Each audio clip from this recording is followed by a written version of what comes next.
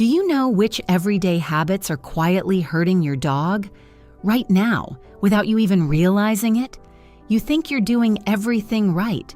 You love them. You'd never hurt them on purpose. But some of the most damaging things happen in the most ordinary moments, the ones that feel like love. These aren't rare accidents.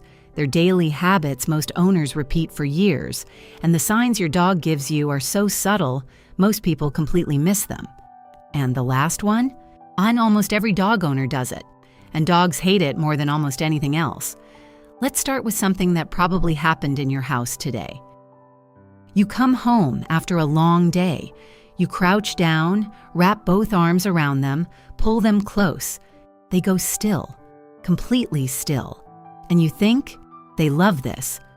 Most owners assume stillness means comfort. Their dog isn't pulling away, isn't growling, so they must be fine. But here's what's actually happening. That freeze is stress, not bliss. Dogs aren't wired for full-body frontal pressure. It triggers something deep in their instincts that reads closer to conflict than closeness. And behaviorists observe that tucked ears, a turned head, whale eye, that visible white edge of the eye, are textbook appeasement signals. Your dog is tolerating it because they love you, not because it feels good. Watch for this next time. If they lean away even slightly or lick their lips after you let go, they were politely asking you to stop. The good news? A hand on the chest, a scratch behind the ear. That's the version they actually want. And if you think that's surprising, the next one happens at the dinner table every single night. Picture it. You're eating, and those eyes find you. Big, patient, completely certain. You tear off a small piece, just a corner of garlic bread, nothing dramatic. They look so grateful. It feels like love. Most owners assume a tiny bite can't really matter, but here's the part no one tells you. Some of the most common human foods are genuinely toxic to dogs, and the dose that starts causing damage is smaller than most people think. Onion, garlic, grapes, xylitol. These aren't just foods to avoid in large amounts. Some studies suggest that even small, repeated amounts of alliums like garlic and onion can damage red blood cells in dogs over time. Their metabolism simply doesn't process these compounds the way ours does. And the harder truth? If you miss this, you're not reading generosity. You're reading a habit you accidentally trained them into, one small bite at a time. But food isn't the only place this happens. The next one is something you probably do every single morning without thinking twice. You light your favorite candle, maybe run a diffuser. The room smells warm, familiar. Your dog walks in, takes one sniff, and quietly leaves. You figure they just wandered off. Most owners assume they just wandered off, but here's what's actually happening. Your dog's nose is processing that scent at somewhere up to 100,000 times the intensity you are. Essential oils like eucalyptus, tea tree, and citrus are documented irritants to dogs' respiratory systems. When trainers commonly report dogs showing avoidance, squinting, or pawing at their face near heavily fragrant spaces, what smells subtle and cozy to you is, to them, like standing next to a speaker, blaring music at full volume, except it's their nose, not their ears, and they can't turn it down. Watch for this next time. If your dog quietly leaves a room after you light something or spray something, they're telling you something you genuinely cannot detect yourself. Now here's one that sounds harmless, because it involves something they actually seem to enjoy. Rainy day. You skip the walk. They sleep most of the afternoon, barely move, seem totally fine, maybe even content. Most owners assume a low-energy day means a content dog, but here's the part no one tells you. Understimulation doesn't look like sadness. It builds quietly, like pressure in a sealed room. Behaviorists observe that chronic lack of exercise is directly linked to destructive behavior, restlessness, and hyperreactivity. The dog who's chewing things, barking at nothing, bouncing off the walls by evening, that's not a bad dog. That's an unprocessed one. Dogs are wired to move, sniff, and solve. A still environment doesn't give them rest. It starves their system. Even a 10-minute sniff walk, just letting them lead by their nose, no pace, no agenda, resets more than you'd expect. The next one is trickier because it actually looks like a consequence. It looks like accountability. You come home, and you know before you even get to the room, something's been chewed. You find it.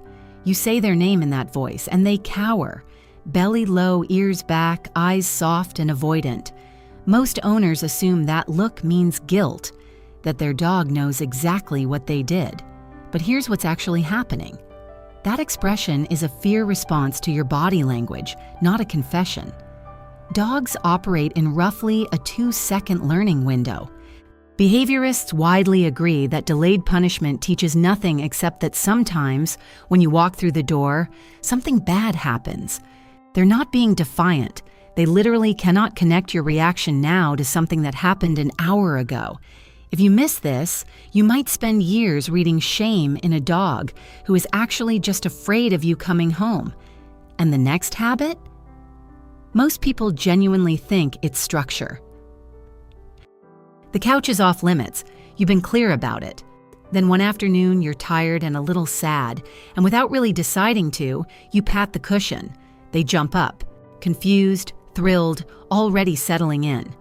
Most owners assume dogs understand exceptions, that they can read context the way we do. But here's the part no one tells you. Inconsistency doesn't teach flexibility. It teaches anxiety.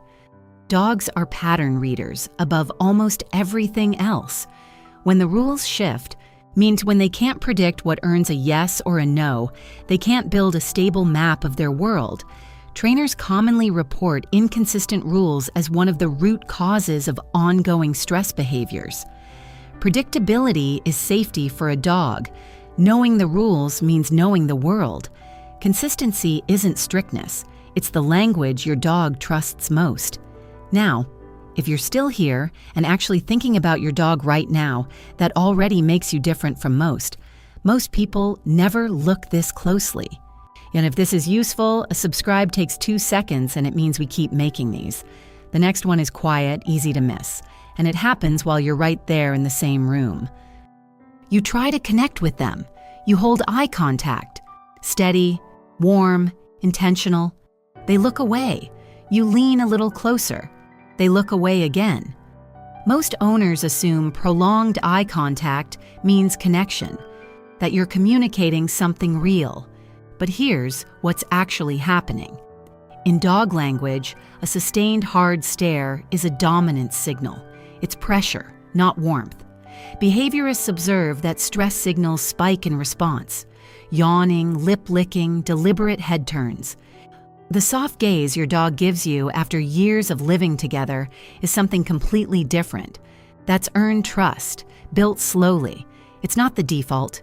The look away you're reading as rejection, that's them trying to de-escalate. They're giving you an out. Watch for this next time. Meet them with a slow blink instead. Let them come back to you. And the last one.